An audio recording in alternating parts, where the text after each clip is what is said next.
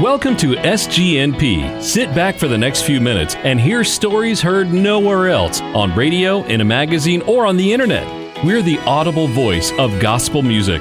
Our sole purpose at SGNP is to inspire, edify, encourage, and entertain.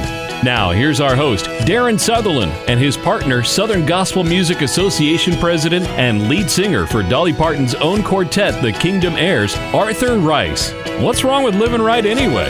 Hey, this is Darren, and today we've got a special presentation of SGNP. It's not one of our regular editions. It's a special edition. Arthur Rice is in Nashville, Tennessee today at Day One Records for a special announcement about the preservation of Southern gospel music history. He, along with Harold Timmons, Aaron Kotz, and Rick Shelton, have a great announcement today. So I'm going to turn this over. We're going to start the show with me and Arthur and let Arthur take it from there. It's a little different. You're not going to hear a bunch of music today. You're going to hear 20 minutes or so of great information if you're a Southern gospel music lover. And as always, listen to our auditions that come out every Friday on SGNP. Thanks for listening to the podcast. God bless. And welcome back to SGNP. Another week, another fun day. And my co-host Arthur Rice is with us. Arthur, big day. Let's take off your Kingdom Heirs hat today, and you're wearing your SGMA president hat, and you've got a huge announcement to talk about in just a minute. And you're all the way over in Nashville, Tennessee. Am I correct? I am. I took a road trip today. Came over to Nashville. Is that not, I'm just going to throw this out there, okay? Now, it's nothing against the great state of Tennessee. Yeah. But that route that you have to take, and I'm assuming this is the route you took, between Knoxville and Nashville is almost as bad as I-16 between Macon and Savannah, or I-20 between Birmingham and Meridian, Mississippi. I mean, those roads and those stretches go forever, and it don't seem like it ever stops. No, it's awful, and they're always working on it. They're always working on it. How can you always have to work on a road, especially on a hill? I mean, it's crazy. It's crazy. Well, we didn't sign up to talk about roads today. We'll talk about buses and church buses at another time. Arthur, you're wearing the SGMA hat today as the president, and you've got some great guests there with you that we're going to talk to a little bit. And there's been some scuttlebutt out there about this, but I wanted you guys to announce it firsthand on SGMA and tell folks what's going on. So, Arthur, I'm just going to give the podium over to you. You've got some guests there with you, and tell us what's going on in the SGMA world and the good things going on with Southern gospel music. Well, we've got something very exciting that we have been working on for several years now, and that we're finally seeing come to fruition. And we've always wanted to have part of the Southern Gospel Music Association and Museum to have a research library. And but we've over the years where the museum is at Dollywood, it just is not feasible. So we've been looking and trying to figure out, okay, what can we do? And then Harold Timmons, I met with Harold Timmons and Aaron Rich and Dean Atkins actually it was 3 years ago, this past January.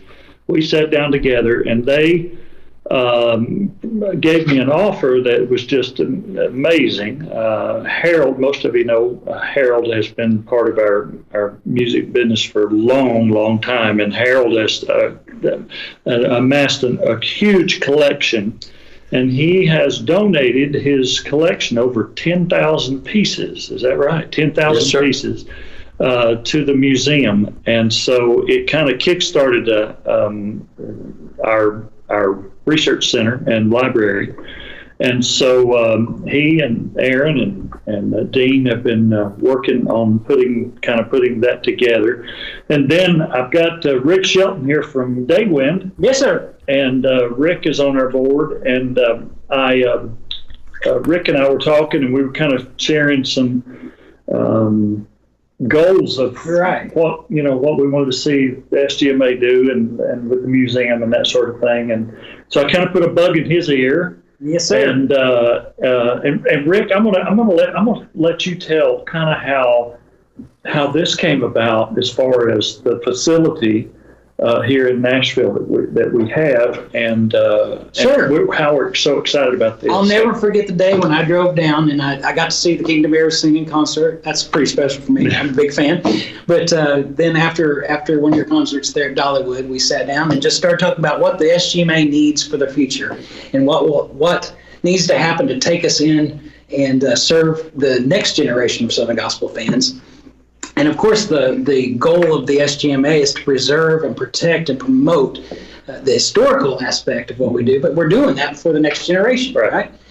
Part of that, you said you had you'd received the offer from Harold to donate this large collection, 10,000 items, 10,000 Southern Gospel items, a lot of music there, and just needed a place to house them and a place that would become the home for a massive collection of Southern Gospel music. And so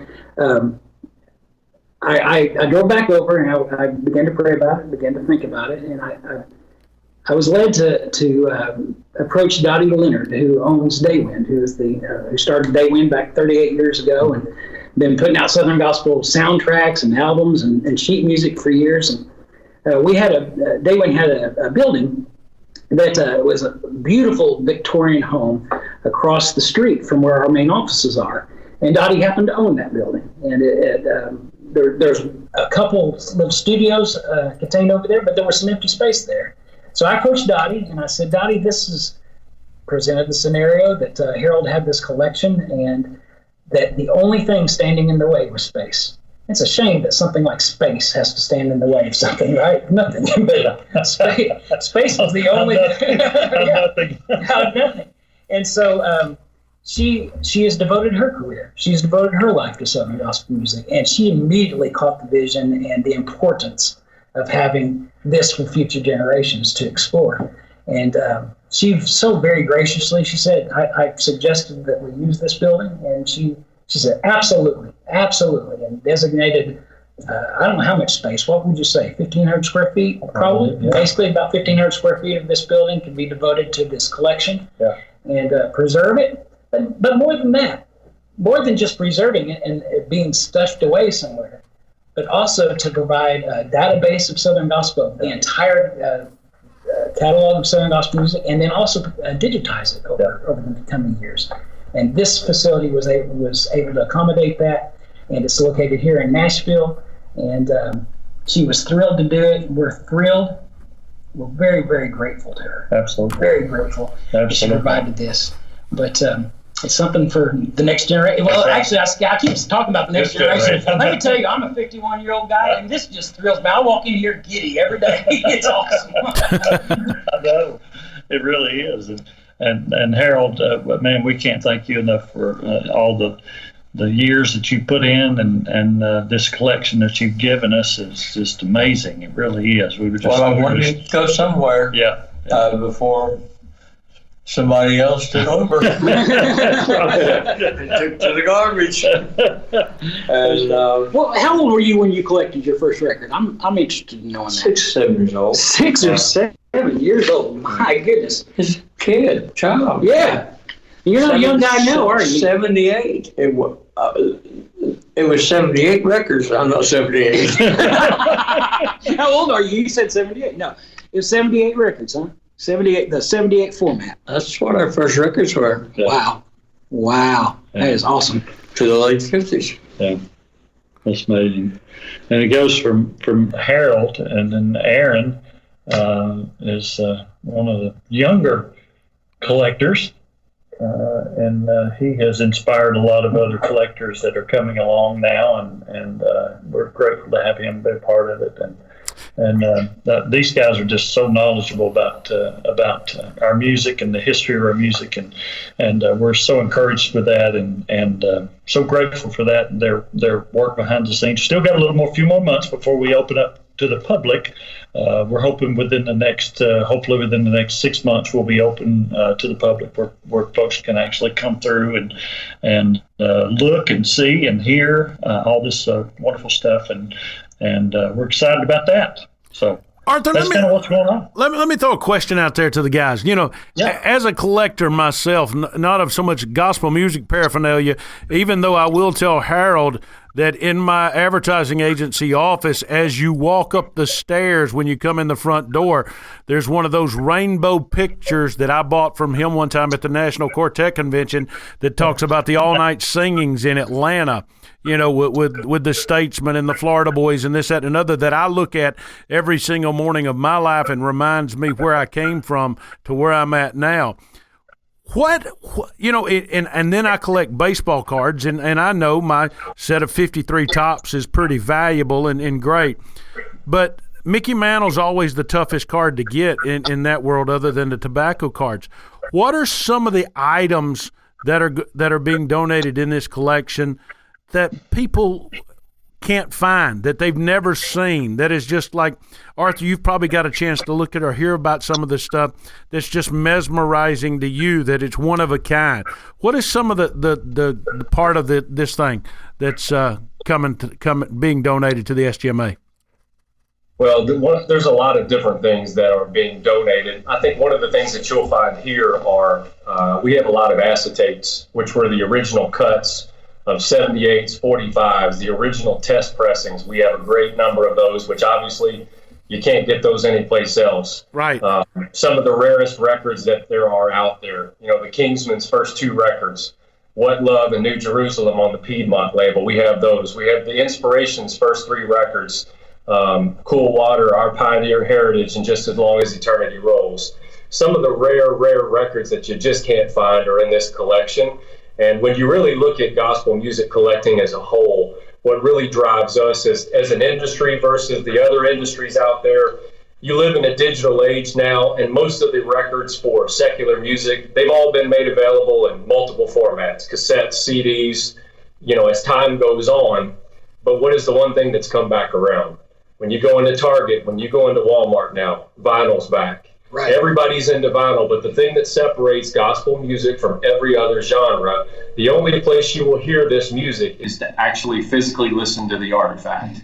And so what we want to do is bring this to another generation with these rare items, because the only place you'll hear them is if you actually have the vinyl, the 45, the 78.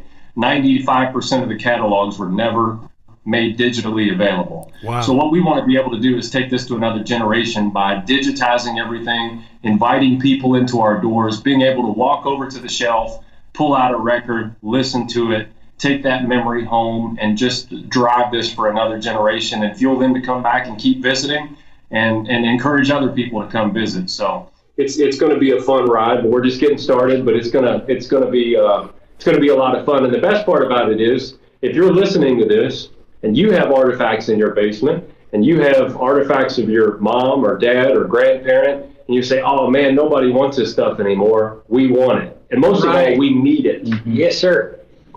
Is there anything in particular, Aaron, that you think of that you need, that you're looking for desperately, that you say, man, I want this, if you could find it? What's top on your agenda?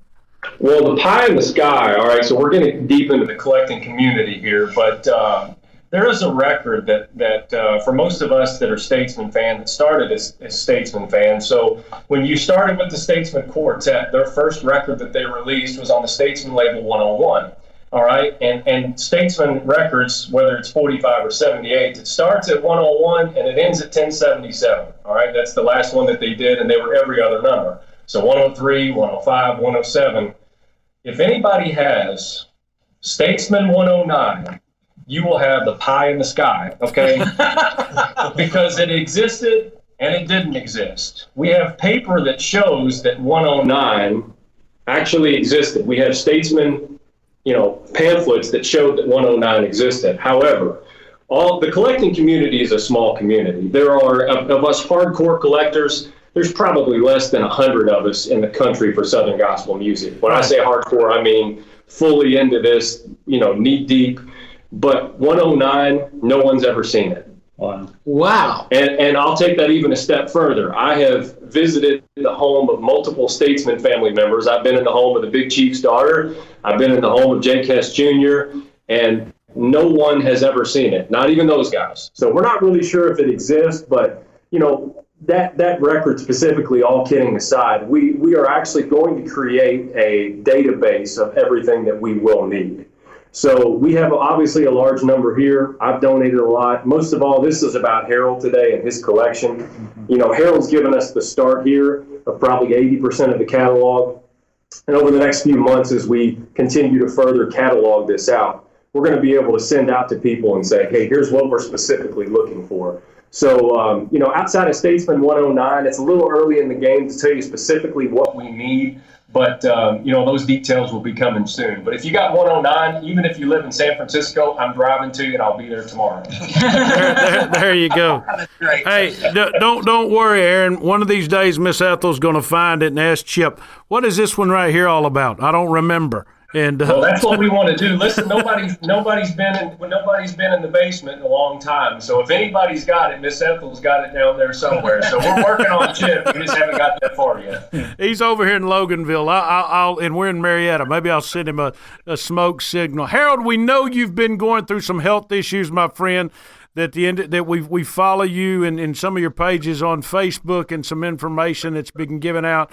I would be remiss this afternoon if I didn't ask you how you're doing, my friend, and personally thanking you as a fan, because first and foremost, I'm a fan of gospel music. I love gospel music, and that's why we started this podcast to help promote gospel music. But how are you doing, my friend? I think I'm doing pretty good. This came along as a pretty shocking thing. You're up one morning and you're down the next. And had no idea.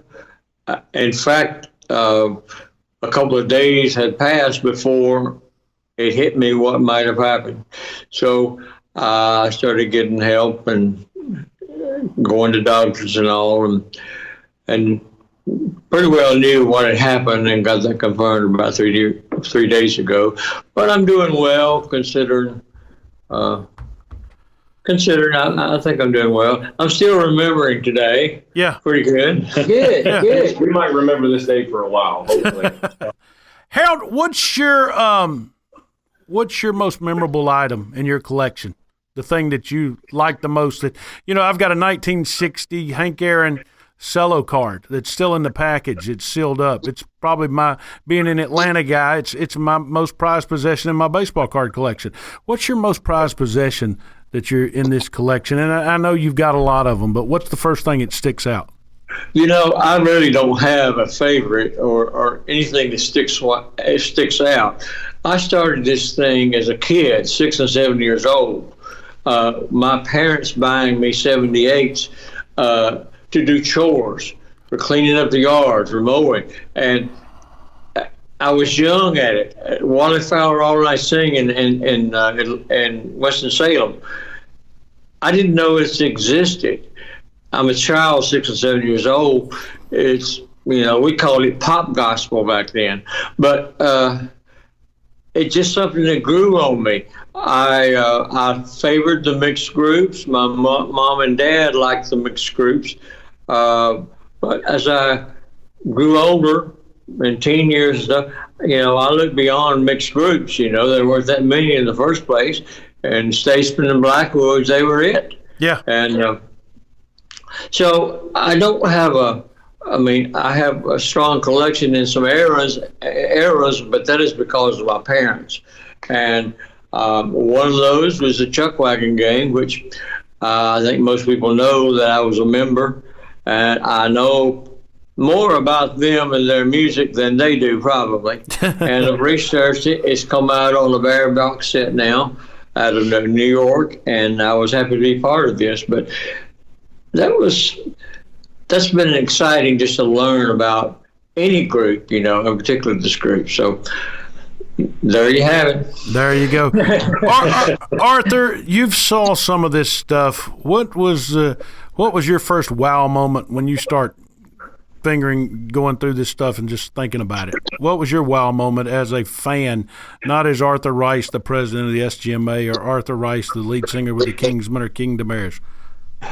Well, I think what for me is seeing some of this stuff. It's like Aaron and I were talking about earlier. When we sit down and talk to each other or give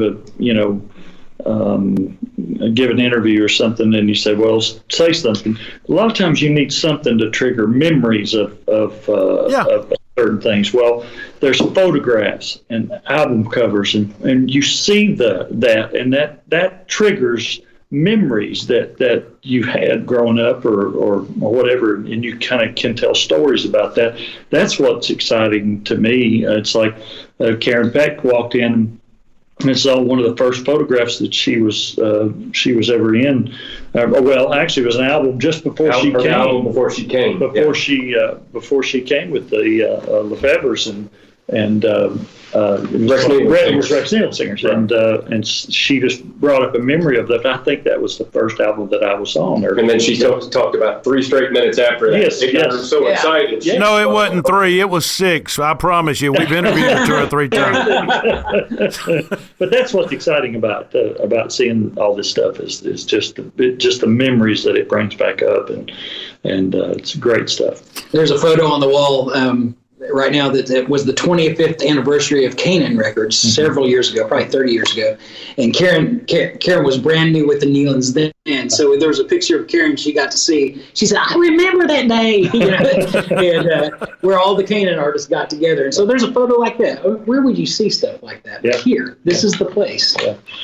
And we say it again, we want to make sure that if you have this in your home and you treasure it, keep it as long as you can. We want to encourage all of our collectors. But if you have things and you don't know what to do with them and you're afraid nobody wants it, we're going to get you our contact information, and we need your stuff, all of it. We'll take it, and we're going to put it not just in a basement, in a corner. This is going to be for everybody to see, for everybody to enjoy, and that's the biggest thing of all this. This is for all of us that love gospel music to come together for this.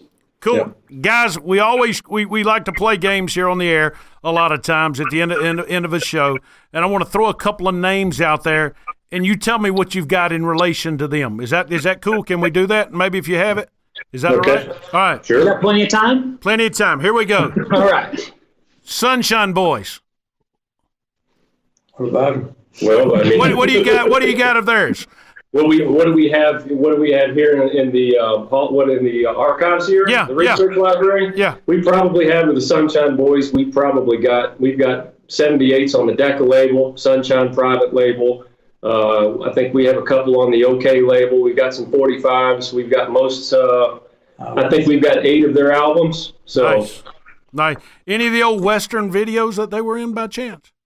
We have some of those on DVD. Nice.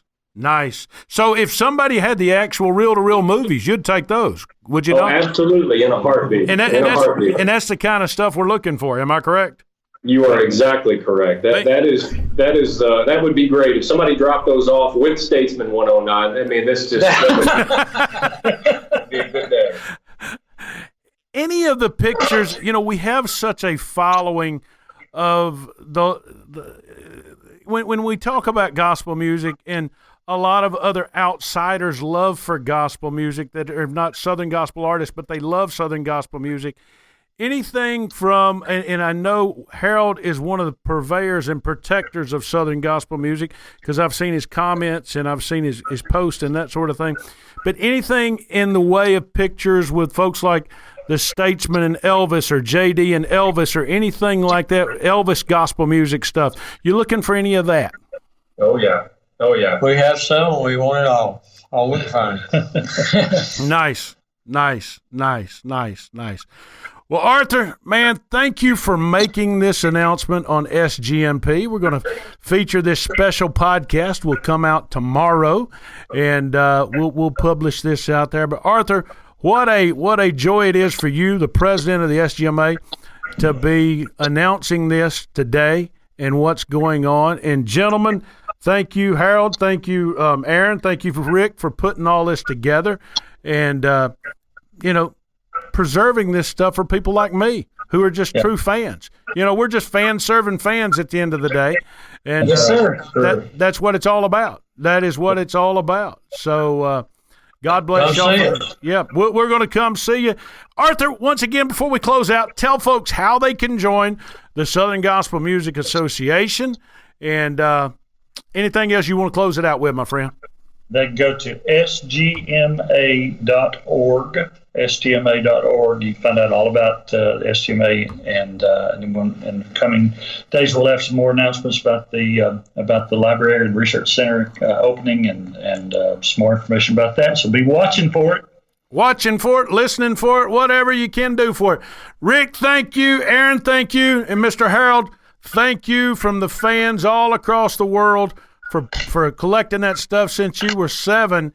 And thank you for not getting it thrown away like so many people's other stuff got thrown away. You protected it, my friend, so you ought to be patted on the back for that. So, the rest of us move and we lose stuff, but you've held on to it. What a blessing.